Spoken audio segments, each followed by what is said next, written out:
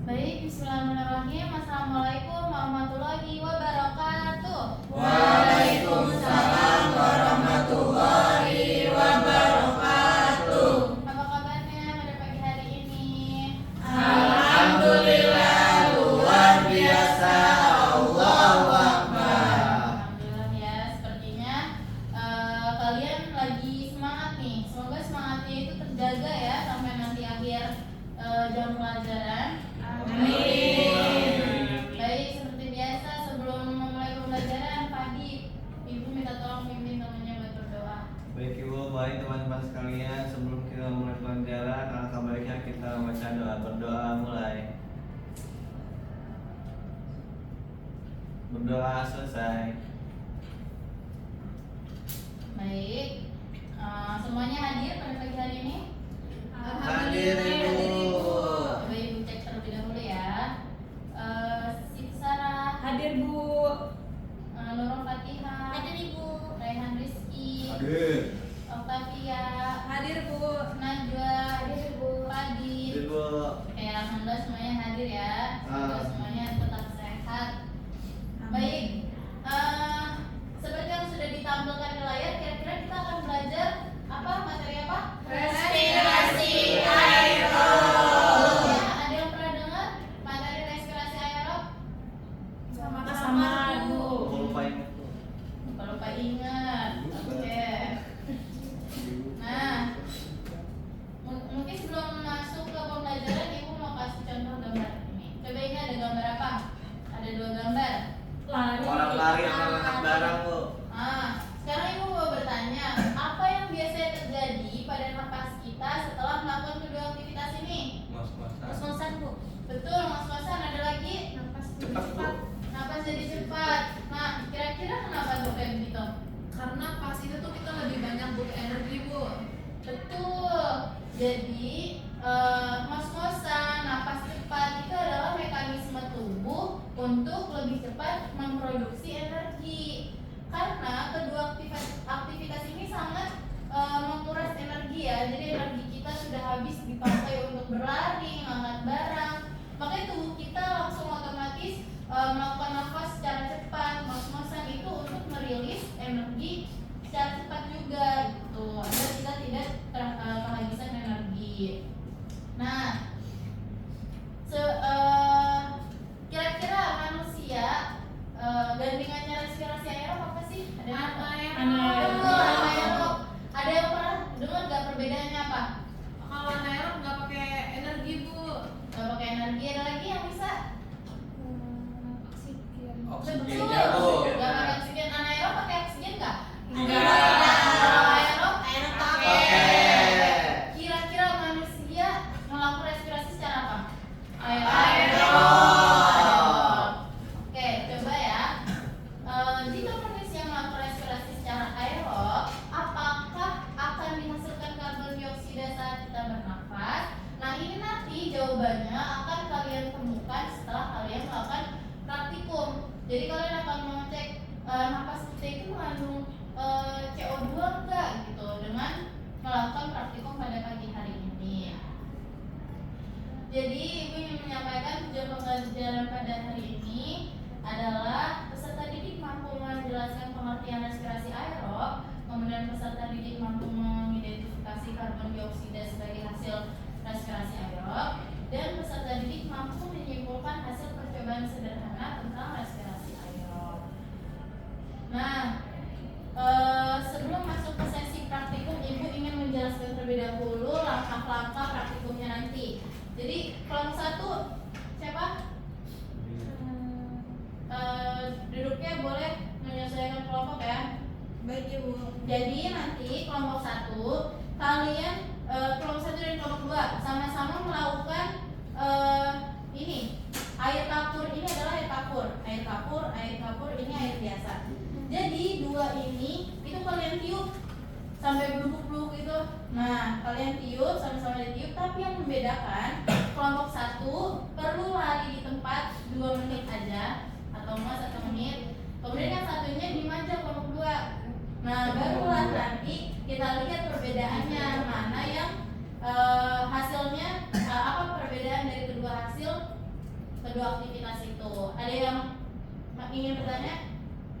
Paham Ibu. Paham. Oke, sebelumnya Ibu ingin bertanya terlebih dahulu. Kira-kira tadi kan Ibu udah jelasin nih mekanisme praktikumnya seperti apa. Kira-kira apakah ada masalah yang ingin kalian pecahkan pada praktikum kali ini?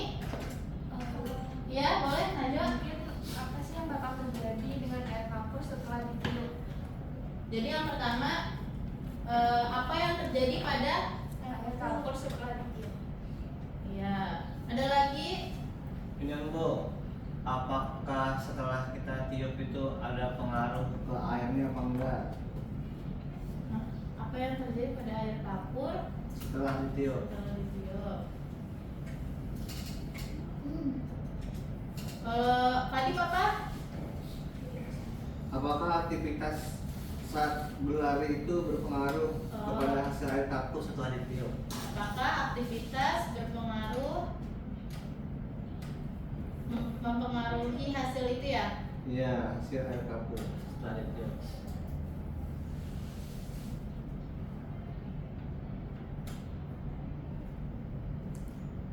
Oke, kira-kira dari dua permasalahan ini, Ibu ingin dua orang juga menyampaikan dugaan awalnya. Siapa yang mau menyampaikan dari yang nomor satu dulu? Saya Bu. Boleh, Fakta. Jadi setelah air kapur ditiup nanti akan keruh Bu airnya. Berarti air kapur akan keruh. Ya. Siapa lagi yang kedua? Bu, Boleh. kalau misalnya aktivitas semakin berat aktivitas yang dilakukan nanti akan semakin keruh airnya setelah ditiup Ibu. Semakin berat aktivitas, Maka airnya akan semakin keruh. air akan lebih keruh.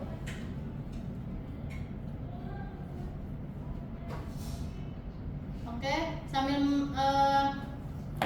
sebelum melakukan praktikum, coba teman-teman boleh di-scan tiap kelompok untuk mengakses lembar observasi ya. Dan di lembar observasi itu silahkan tulis juga ini rumusan masalah dan hipotesisnya ya. Baik Ibu.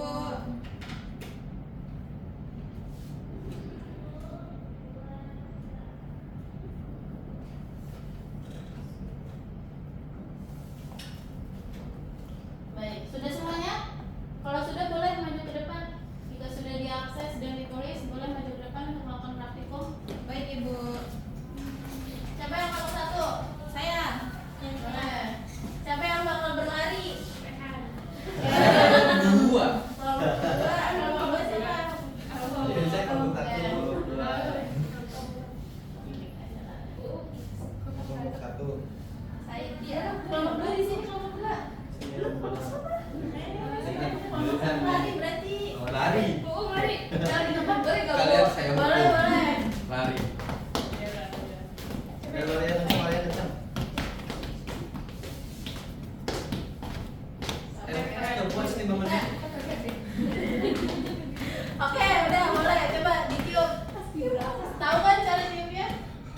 Ini yang mana ini? Oh, masing-masing. boleh nggak sih jangan Lompat-lompat. Iya gitu. Angkat Fadip, angkat Fadip. pakai itu. Udah cukup cukup. Nah, Najwa yang niup. Atau Fadi? Fadi. Boleh Fadi. Nih, ditiupnya sampai. Sampai berubah. Ayo sudah berubah sampai lagi. Bohong ya? Tadi percaya. Udah pelan-pelan.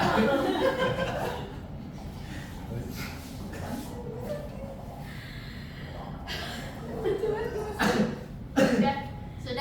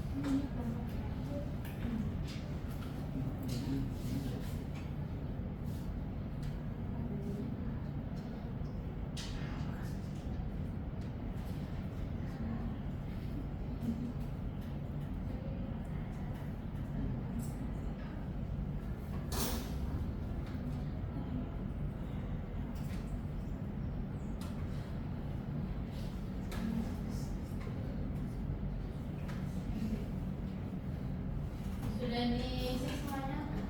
Belum Ibu.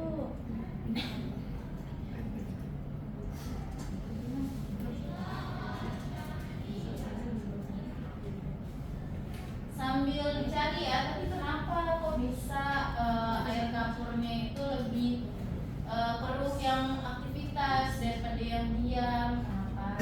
Sambil dicari dari sumber-sumber buku atau ya literatur lainnya. Baik Ibu.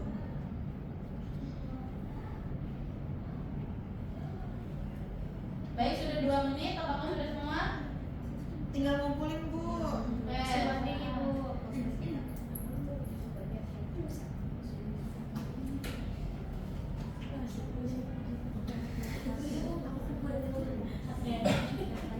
Kelompok 1 udah Bu. Oh iya, udah masuk nih kelompok 1.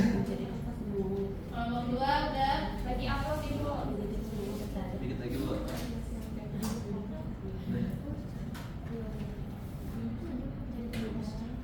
Kelompok 2 udah Ibu. Oke. Oke, kelompok 1 boleh maju ke depan untuk mempresentasikan hasil observasinya. Baik Ibu. Tadi ini kelompok yang lari di tempat ya? Iya. Oke, coba silakan disampaikan. Jadi berdasarkan hasil pengamatan kita tadi, karena kita yang lari, kondisi awal dari air karbonat itu masih jernih, lalu setelah ditiup itu menjadi lebih keruh gitu kan. Kemudian kalau dari gelembung tadi banyak ya, banyak dan lama gitu. Dan kenapa dia bisa menjadi keruh banget itu karena dihasilkannya lebih banyak CO2 karena aktivitas berlari. Oke. Nah, di sini ada kelompok manakah yang menghasilkan air kapur yang paling keruh? Jawabannya yaitu kelompok 1 yang melakukan lari di tempat menghasilkan air kapur yang paling keruh. Terus yang kedua, mengapa tingkat kekeruhan kedua air kapur dapat berbeda? Karena kelompok yang melakukan aktivitas fisik membutuhkan lebih banyak energi sehingga respirasi aerob berlangsung lebih cepat dan menghasilkan lebih banyak karbon dioksida. Kemudian gas apa yang akan menyebabkan air kapur menjadi keruh, yaitu gas karbon dioksida atau CO2. Kemudian apa hubungan aktivitas fisik dengan jumlah karbon dioksida yang dihasilkan tubuh? Hubungannya yaitu semakin tinggi aktivitas fisik maka semakin banyak energi yang dibutuhkan tubuh sehingga respirasi aerob meningkat dan karbon dioksida yang dihasilkan juga semakin banyak. Kemudian mengapa karbon dioksida dapat menjadi bukti bahwa manusia melakukan respirasi aerob? Karbon dioksida merupakan salah satu hasil respirasi aerob. Jika napas manusia mengandung karbon dioksida, maka hal tersebut menunjukkan bahwa tubuh melakukan respirasi aerob. Oke, jadi kesimpulan dari kelompok kami di mana manusia itu melakukan respirasi aerob karena menghasilkan karbon dioksida yang dibuktikan melalui perubahan air kapur menjadi keruh. Nah, kelompok kami yang melakukan aktivitas fisik menghasilkan air kapur yang lebih keruh karena menghasilkan lebih banyak karbon dioksida akibat meningkatnya respirasi aerob. Baik, terima kasih kelompok 1. Ada yang ingin menanggapi terlebih dahulu hasil dari kelompok 1? Cukup. Oke, silakan duduk. Terima kasih. Beri tepuk tangan. Sekarang kelompok 2. Silakan maju ke depan.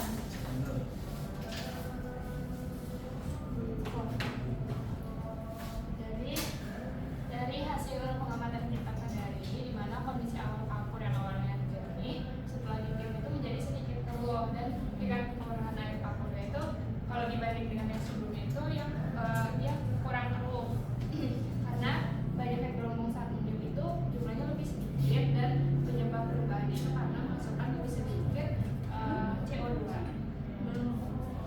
Kemudian hasil analisis dan diskusi kami itu yang dimana pertama kelompok 1 menghasilkan air kapur yang lebih keruh dibandingkan kelompok 2. Dan yang kedua, karena aktivitas fisik yang berbeda menyebabkan kebutuhan energi tubuh berbeda. Jadi tubuh yang lebih aktif melakukan respirasi aerob lebih cepat sehingga menghasilkan karbon dioksida yang lebih banyak. Dan yang ketiga, gas apa yang menyebabkan air kapur menjadi keruh? Jawabannya, gas yang menyebabkan air kapur menjadi keruh adalah karbon dioksida atau CO2. Yang keempat, apa hubungan aktivitas fisik dengan jumlah karbon dioksida yang dihasilkan tubuh? Jawabannya, semakin banyak aktivitas fisik yang dilakukan maka semakin besar energi yang dibutuhkan sehingga jumlah karbon dioksida hasil respirasi aerob juga meningkat. Dan yang kelima, mengapa karbon dioksida dapat menjadi bukti bahwa manusia melakukan respirasi aerob? Jawabannya karena karbon dioksida itu merupakan salah satu zat hasil respirasi aerob. Adanya karbon dioksida pada napas manusia menunjukkan bahwa tubuh melakukan respirasi aerob. Kesimpulannya, berdasarkan hasil praktikum, manusia ini terbukti melakukan respirasi aerob karena menghasilkan karbon dioksida yang ditunjukkan dengan perubahan air kapur menjadi air keruh. Kelompok yang melakukan aktivitas lebih sedikit menghasilkan air kapur yang tidak keruh karena karbon dioksida yang dihasilkan lebih sedikit. baik. Ada yang ingin ditanggapi dari kelompok 2? Cukup Ibu. Oh, baik. Terima kasih kelompok 2. Silakan duduk. Beri tangan.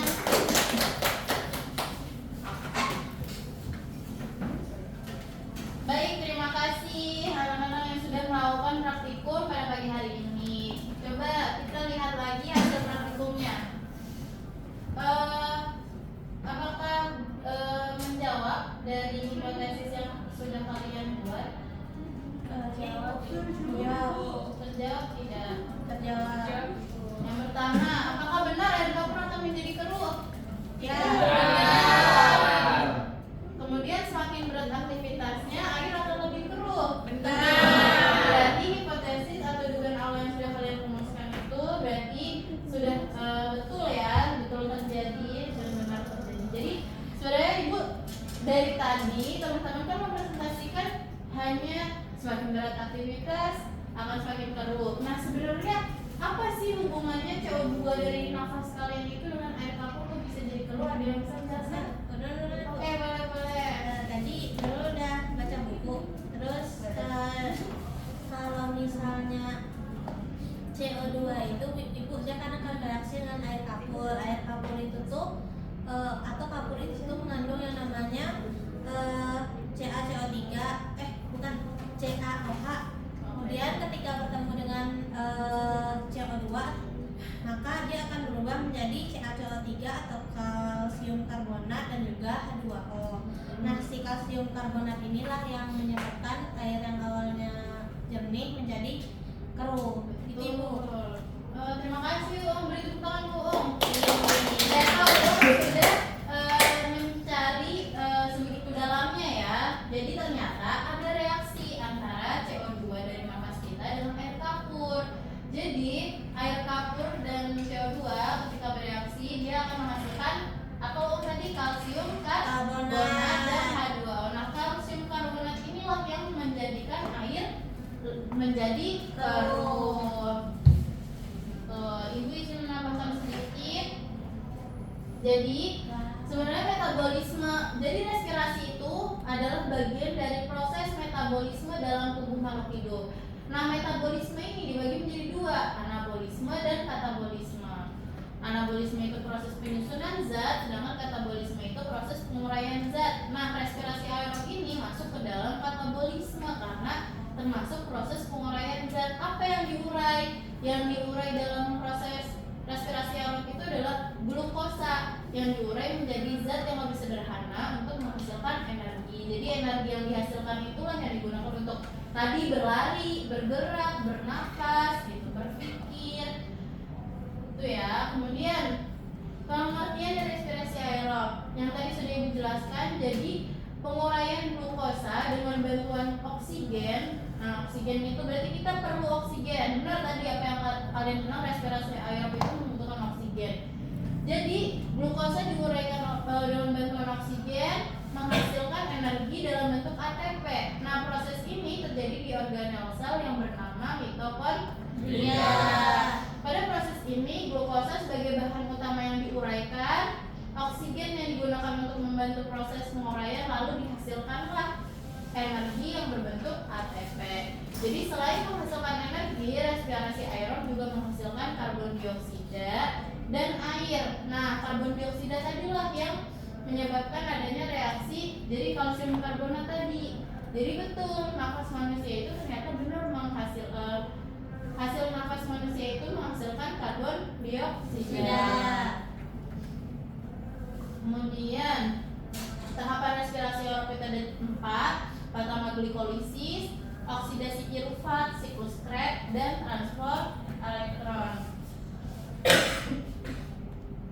Glikolisis, dari namanya saja gliko gula, lisis pemecahan. Berarti glikolisis itu adalah proses pemecahan glukosa.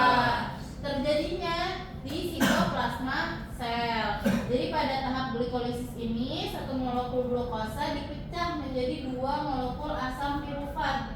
Jadi hasilnya itu ada 2 asam pirufat, 2 ATP, dan 2 NADH. Kemudian dioksidasi pirufat ini adalah proses setelah glikolisis. Lebih tepatnya ini terjadinya di matriks mitokondria. Kalau tadi di sitoplasma sel, kalau sekarang sudah di matriks mitokondria. Jadi pada proses ini asam pirufat diubah menjadi asetil CoA. Jadi asam pirufat masuk ke matriks mitokondria, kemudian dioksidasi, kehilangan 1 gugus karbon dan dilepaskan sebagai gas CO2. Lalu dilanjutkan sisa oksidasi tersebut kemudian diikat oleh koenzim A dan membentuk asetil CoA. Lanjut ke tahap terakhirnya itu ada proses pereduksian molekul NAD+ menjadi NADH. Karena pemecahan 1 molekul glukosa menghasilkan 2 molekul asam pirufat, jadi reaksi ini terjadi 2 kali sehingga menghasilkan 2 molekul NADH. Nah, oksidasi pirufat ini prosesnya menghasilkan 2 asetil CoA, 2 karbon dioksida, dan 2 NADH.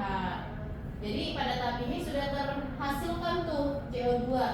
Kemudian tahap yang ketiga adalah siklus Krebs. Nah, siklus Krebs ini disebut juga sebagai siklus asam sitrat.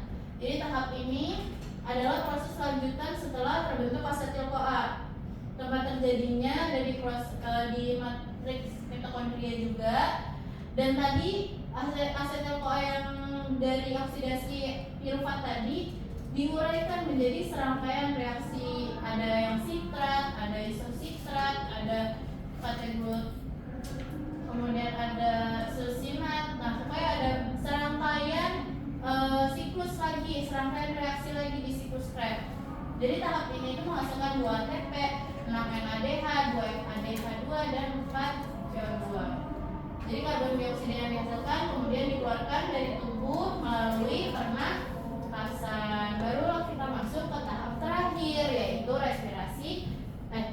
transfer elektron. Tempat terjadinya di membran dalam mitokondria. Nah, jadi elektron dari NADH dan FADH2 dipindahkan melalui rantai transfer elektron. Perpindahan elektron ini menghasilkan energi dalam jumlah besar. Jadi oksigen berfungsi sebagai penerima elektron terakhir, kemudian oksigen bergabung dengan hidrogen membentuk air. Nah, baru disinilah adanya H2O. Kalau CO2 tadi dihasilkan di siklus Krebs, kalau transfer elektron ada hasilnya H2O. Makanya tadi dibilang hasil dari respirasi air itu ada 2 apa? Karbon dioksida dan air, H2O. Oke, Ibu, apakah ada yang bertanya terlebih dahulu? Yang dari penjelasan Ibu? Cukup Ibu. Cukup. Oke, Ibu minta salah satu dari kalian menyimpulkan pembelajaran pada hari ini. Ya, silakan Najwa. Jadi pembelajaran hari ini kita bisa mengetahui bahwa manusia salah satu makhluk hidup yang berespirasi secara aerob karena membutuhkan oksigen tadi. Dibuktikan dari terhasilkannya CO2 yang dapat bereaksi dengan larutan kapur sehingga menjadi kalsium karbonat yang membuat air jadi keruh. Dan respirasi aerob ada 4 tahapan, yaitu tadi yang disebutkan ada glikolisis, oksidasi, asam pirufat, siklus Krebs, dan juga transfer elektron. Berarti yang perlu di-highlight di sini adalah respirasi aerob itu berarti membutuhkan oksigen. Dan tadi ada beberapa tahap. Ada berapa tahap?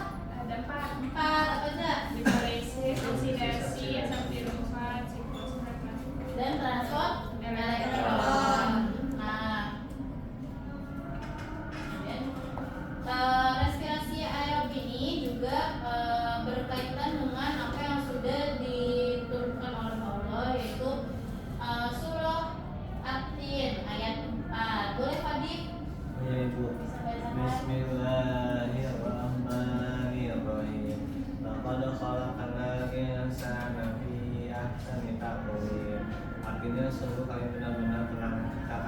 manusia dalam bentuk yang sebaik-baiknya. Baik, jadi Allah telah menciptakan manusia dalam bentuk yang sebaik-baiknya. Nah, respirasi aerob ini adalah salah satu bukti bahwa Allah sudah menciptakan sedemikian baiknya untuk manusia. Bagaimana cara manusia berrespirasi, bagaimana proses metabolisme sel manusia. Nah, maka dari itu kita harus lebih sering untuk bersyukur kepada Allah dengan mengucapkan hamdalah. Jadi di sini seperti yang sudah kalian tadi katakan ya, respirasi aerob itu adalah proses penguraian glukosa menggunakan oksigen untuk menghasilkan energi bagi tubuh serta menghasilkan produk sampingan berupa air dan karbon dioksida yang nantinya akan dikeluarkan melalui proses pernapasan. Oke, sebelum menutup pertemuan kita pada hari ini, silahkan scan barcode berikut untuk merefleksi pembelajaran pada pagi hari ini. Baik Ibu beri waktu 2 menit ya. Cukup? Cukup Ibu.